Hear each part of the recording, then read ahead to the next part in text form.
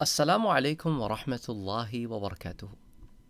12 ربیع الاول کے اس مبارک موقع پر جبکہ جشن عید میلاد النبی صلی اللہ علیہ وآلہ وسلم ہر جگہ منایا جا رہا ہے اور امریکہ میں بھی آج 12 ربیع الاول ہے، اس مناسبت سے میں آپ کو ایک ایسا درس دینا چاہتا ہوں جو سیرت النبی صلی اللہ علیہ وآلہ وسلم کی پلے لسٹ میں ہم نے کئی سال پہلے کور کیا تھا، لیکن بہت سارے لوگ شاید اس واقعے سے واقف نہ ہوں۔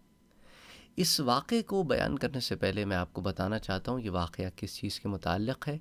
یہ واقعہ ہے حضرت عبداللہ اور بی بی آمنہ کی شادی سے متعلق، کہ آیا حضرت عبداللہ کی بی بی آمنہ سے شادی کیوں ہوئی اور کیسے ہوئی۔ اس ضمن میں ایک بہت مشہور سیرت النبی کی کتاب ہے ام السیر، جس کے لکھنے والے مؤلف ہیں علامہ علی ابن برہان الدین حلبی۔ تعلق آپ کا حلب سے ہے جو سیریا کا علاقہ ہے، سیریا کا شہر ہے۔ تو اس کے اندر وہ تفصیلات بیان کرتے ہیں کہ شادی کیسے ہوئی۔ اس کے لیے ہمیں تھوڑا سا تاریخ میں پیچھے بھی جانا پڑے گا اور پھر اس کے بعد ہم اس شادی کی طرف آئیں گے۔ حضرت عباس رضی اللہ تعالی عنہ اپنے والد حضرت عبد المطلب سے بیان کرتے ہیں کہ عبد المطلب کہتے ہیں کہ ہم لوگ تجارتی سفر پر گرمیوں میں ہم شام کی طرف جایا کرتے تھے اور سردیوں میں یمن کی طرف جایا کرتے تھے، کیونکہ یمن جو ہے وہ مکے سے ساؤتھ میں ہے تو اور زیادہ گرم علاقہ ہے، تو سردیوں میں وہاں ٹریول کرتے تھے، اور گرمیوں میں چونکہ شام کم گرم علاقہ ہے تو شام کے علاقوں میں ٹریول کر کے جاتے تھے۔ اسی کو اللہ تعالیٰ نے پھر سورہ قریش میں بھی ارشاد فرمایا کہ رحلۃ الشتاء والصیف، کہ سردیوں کا اور گرمیوں کا دو ٹریڈ راؤٹس دیے تھے۔ تو بہرحال وہ یمن کی سفر کے متعلق بتاتے ہیں تو موسٹ پراببلی وہ سردیوں کا سفر ہوگا۔ تو کہتے ہیں حضرت عبد المطلب کہ ہم یمن گئے، وہاں پر میں ایک شخص سے آ کے ملا، وہ میرا جان پہچان کا آدمی تھا۔ وہاں پر ایک یہود میں سے بہت بڑا عالم بیٹھا تھا اور وہ یہودیوں کی کوئی کتاب پڑھ رہا تھا، یا زبور پڑھ رہا تھا یا توریت پڑھ رہا تھا۔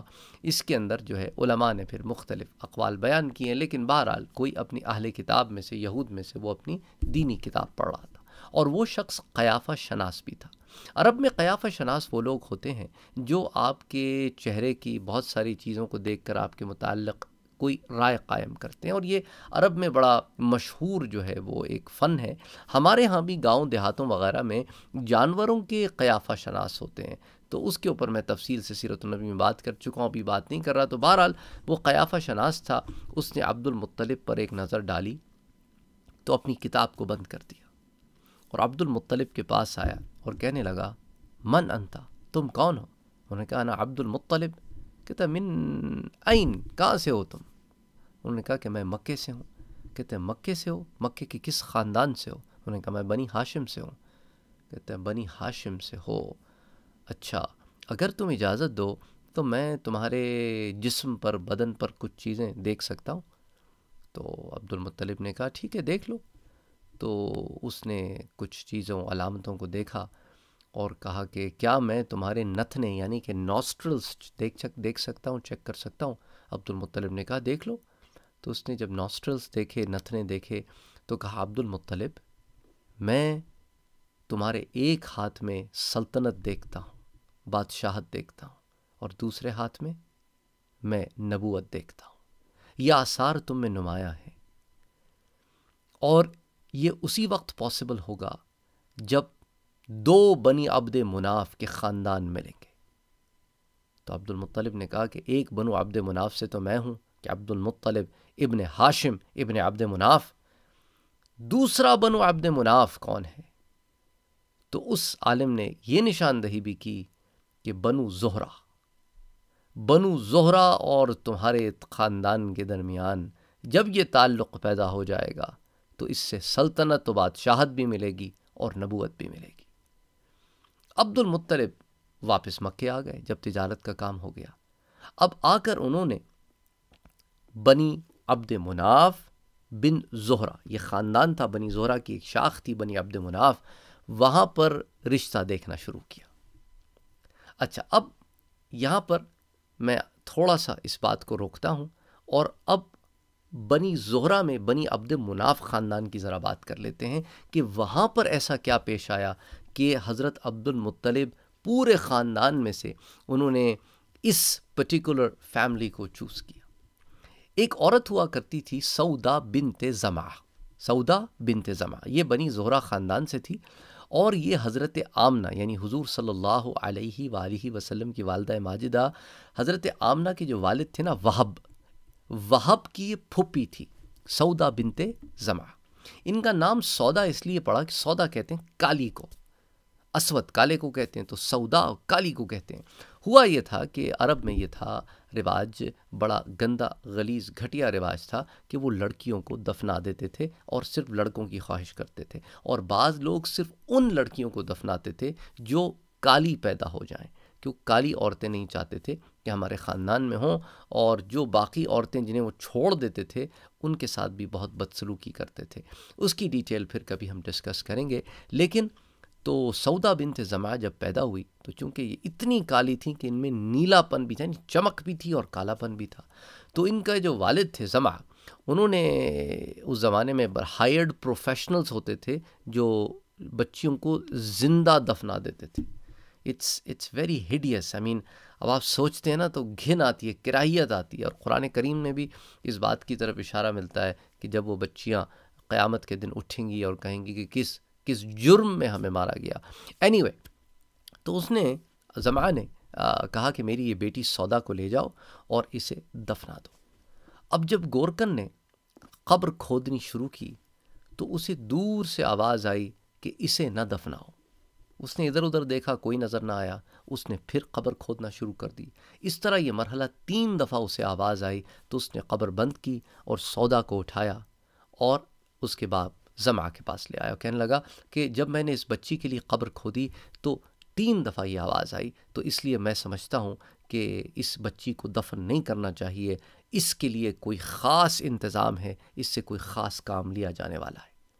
اور یہ کہہ کر اس نے وہ بچی زمعہ کو دی اور چلا گیا. زمعہ نے بھی بچی کو بڑا کیا. اب وہ بچی جو ہے جب بڑی ہوئی تو کاہنہ ہوئی. اب جب کاہنہ ہوئی تو اب اس نے کہا جب بڑی ہو گئی کہ بنی زہرہ جو ہے جو میرا خاندان ہے، اس میں مجھے کچھ ایسا نشانیاں نظر آتی ہیں کہ یا تو اس کے اندر کوئی عورت ہے جو خود نبیہ ہوگی، یعنی اس نے جو لفظ استعمال کیا نا جو کتابوں میں لفظ آتے ہیں وہ ہے کہ یا کوئی عورت نذیرہ ہوگی، یعنی لوگوں کو ڈر سنانے والی ہوگی اور حق کی طرف بلانے والی ہوگی، یا اس کے پیٹ سے کوئی نذیر پیدا ہوگا، یعنی کہ ڈر سنانے والا پیدا ہوگا اور لوگوں کو اچھائی کی طرف بلانے والا پیدا ہوگا.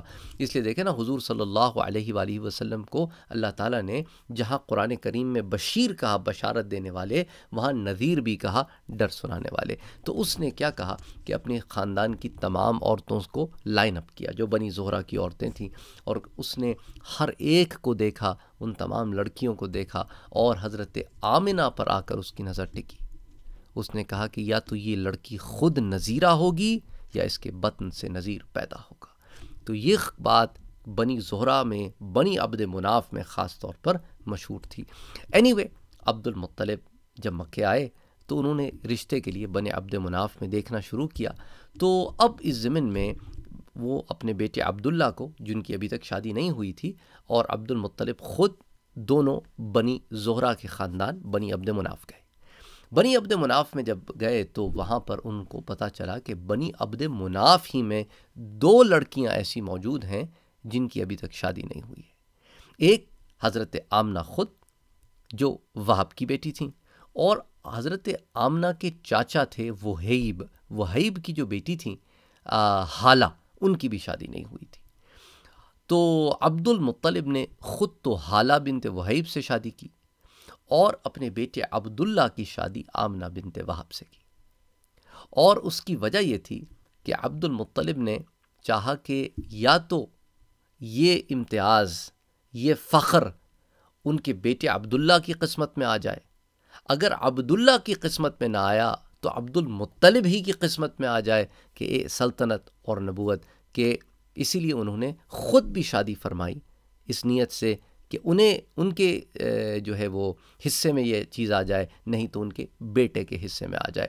تو اب جب ان کی شادی ہوئی حالہ بنت وہیب سے، تو اس شادی سے حضرت حمزہ رضی اللہ تعالی عنہ پیدا ہوئے، اور حضرت عبداللہ کی جو بی بی آمنہ سے شادی ہوئی اس سے حضور اکرم صلی اللہ علیہ وآلہ وسلم کی ولادت باسعادت ہوئی۔ تو بہرحال یہ وہ ایک بیک گراؤنڈ تھا جو میں آپ کو دینا چاہتا تھا کہ کیا وجہ تھی کہ حضرت عبداللہ کے لیے بی بی آمنہ کا انتخاب کیا گیا۔ اور حضور صلی اللہ علیہ وآلہ وسلم، حضرت حمزہ رضی اللہ تعالی عنہ، یہ دونوں چچا اور بھتیجا ہیں رشتے میں، لیکن عمر میں بہت قریب ہیں، اور ساتھ بچپن گزرا، ساتھ ایک عرصہ گزرا۔ حضرت حمزہ رضی اللہ تعالی عنہ کو حضور صلی اللہ علیہ وآلہ وسلم سے شدید والہانہ محبت تھی، بہت محبت فرماتے تھے وہ حضور صلی اللہ علیہ وآلہ وسلم سے۔ اور یہی وجہ تھی کہ جب آپ کو پتہ چلا کہ ابو جہل نے حضور صلی اللہ علیہ وآلہ وسلم کی شان میں گستاخی کی ہے، اس وقت حضرت حمزہ رضی اللہ تعالی عنہ ابھی اسلام نہیں لائے تھے، لیکن وہ جوش محبت ایسا حاوی ہوا کہ اس کعبۃ اللہ میں داخل ہوئے اور بغیر کسی کی پرواہ کیے ہوئے شکار سے واپس آ رہے تھے، اپنے کمان کی الٹا حصہ ابو جہل کے سر پر دے مارا اور اسے یہ خبردار کیا کہ میرے بھتیجے کے بارے میں آئندہ اپنی زبان کو دراز نہ کرنا۔ تو بہرحال امید کرتا ہوں کہ اس واقعے سے آپ کے علم میں اضافہ بھی ہوا ہوگا، اور اس 12 ربیع الاول کے پرمسرت موقع پر جہاں ہم درود شریف کی کثرت کر رہے ہیں کہ اللہم صلی علی سیدنا و حبیبنا و شفیعنا محمد صلی اللہ علیہ وآلہ وسلم، وہاں ہم ان واقعات سے اپنے علم میں بھی اضافہ کریں اور اپنے ماحول کو اور معطر بنائیں۔ اپنا اور اپنوں کا بہت خیال رکھیے گا۔ پھر ملتے ہیں اگلی نشست میں۔ السلام علیکم ورحمۃ اللہ وبرکاتہ۔